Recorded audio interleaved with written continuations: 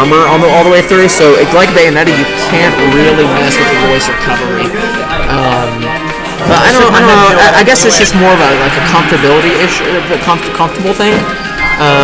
Because this was J-Rod's first main, so I'm sure it's just a comfortable, just a fact that he's just comfortable with Pit. Starting off the game, let's see how they're going to start neutral. Yes, they are. Yeah, they will.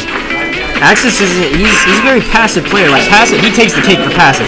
He just lets things happen and flows with his hands. He's a very reactionary based player, so he's gonna do a lot of. If you ever watch MK, it's kind of like how MK Leo plays. He always doing a lot of short hops.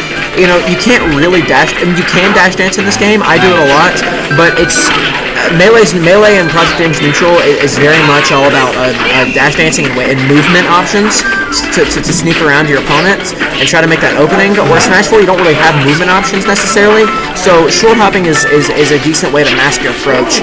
It can be beaten by just running up and up smashing, but a lot of people don't really have the guts to do that. So I like how Axis is kind of playing neutral, really passive. The thing about like a passive play is that, I mean, just like everything, there is counters to it. If you just hard rush down, you're probably going to get beaten. So it's about adaptability. Roll behind. I don't really necessarily like these down throws. Yeah, he might get a little bit of combo off of it. I mean, it's fine. If you DI out, you're not really getting anything. But if you do 4-throw, then you get tech chases, and that's what Roy's really good at, is tech chasing. You do 4-throw, and if they miss the tech, you just run for the F smash. If you follow their tech with an up smash, dash attack can even kill. But this is what makes Axis such a great player. This is why maybe he feels like playing Roy today, man. Like most of the things that he does, he commits to an attack but doesn't finish it. Because Axis, this is what makes Axis such an amazing clutch player. He labs his opponent while it's happening, carefree. He almost feels as if he's going to win. Nice, there you go, which is why you heard, earlier about the short jumps, the short hops. He's just labbing his teammate the whole time. When you play a game with Axis, you got to instantly think for yourself, like, you're stuck in here with him, Down throw to Nair. I'd really like to see a little bit more 4-throws. At low percent, you can actually get guaranteed 4-throw with the double Nair.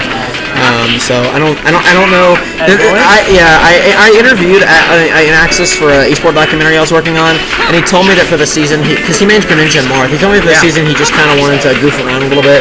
So I'm sure he's just kind of trying new characters. And in the words of the great almighty Mango, you can't. Oh, that would have been a 6-set up sour up air, and if they air dodge, you get a F smash. That was clean. That was nice. That was a good punish. He tried the Great Escape, but I thought he threw it away. Shout out to the people who get that song reference. I was also saying earlier. Oh my gosh, that should be death. Mango once said that you're playing your different. What is Jared doing? Playing other characters in tournament. Yeah. Playing other characters in tournament, like, you're not going to be able to get your secondaries and other mains ready for tournament if you only play them in friendlies. You've got to bring them out of tournament. So, like, Mango Marth, I mean, you'll play Mango Marth against, like, Armada and Hacks Money sometimes. Same with Ally. Ally's trying to play a Diddy right now. So you got to pull them out in tournament. If you ever see like one of your friends or somebody or a top player being like, oh, that's not his main, why is he playing that character? Well, maybe he's trying to get his new character ready for tournament, because that's the only way you can get it ready for tournament is by playing it in tournament. I'm sorry I haven't been talking about the match itself a little bit. It's just my style of commentary here, folks. Yeah, I can't think it's good either. Just listen to Max Rage on Pit. I don't really think he can get any kind of like cheese kill. Maybe an F. Maybe an F smash, like at super, like maybe like 60. I don't know. But that's what is this, by the way? Was semis? Winners quarters. Losers quarters. I was about to say, I'm in grands. Losers quarters. I don't know if J-Rod will switch. He might switch to like Mario or something. I think Mario does decently well against Roy. Meta Knight, that's actually not too bad of a counter pick. Roy may be a fast faller, but Meta Knight actually, I don't know. I feel like on paper, Roy should definitely have the better Samus. Okay. Oh, okay. I've never seen this. Oh no, it's too late. I can see Samus not doing bad here. Roy's a melee. Roy's kind of wants to get up in your face and wants to play aggressive and right in CQC. and Samus wants to keep you out. So I mean, I can kind of see this. The way that Axis, and I definitely see what he's thinking here.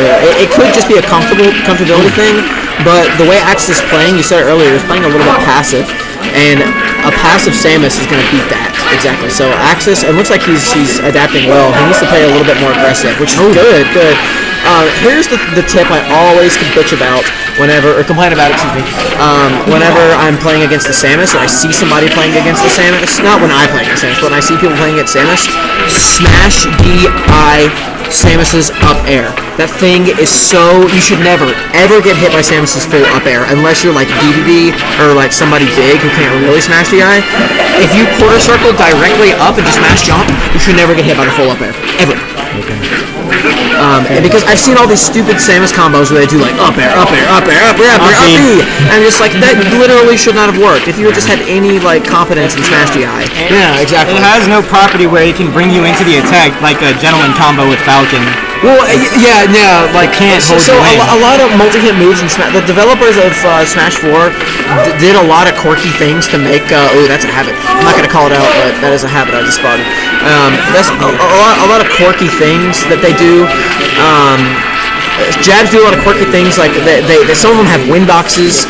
Not even jabs, multi-hit. Some of them have win boxes. Some of them have set knockback. They just do weird things to make multi-hit moves work in this game, and the fact that they nerf Smash DI in general.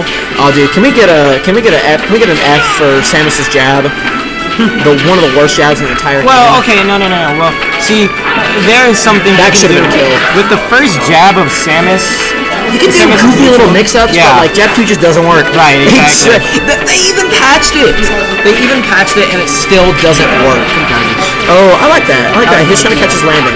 I know there's a lot of kill opportunities that Axis was missing out on. Like he dashed right into his. Oh my god! See, now the neutral probably could have came in right there. The regular just one punch.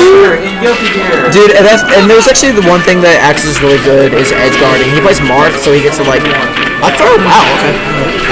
If you go back and watch any of like my matches with Axis, you'll see how long he keeps getting the ledge for.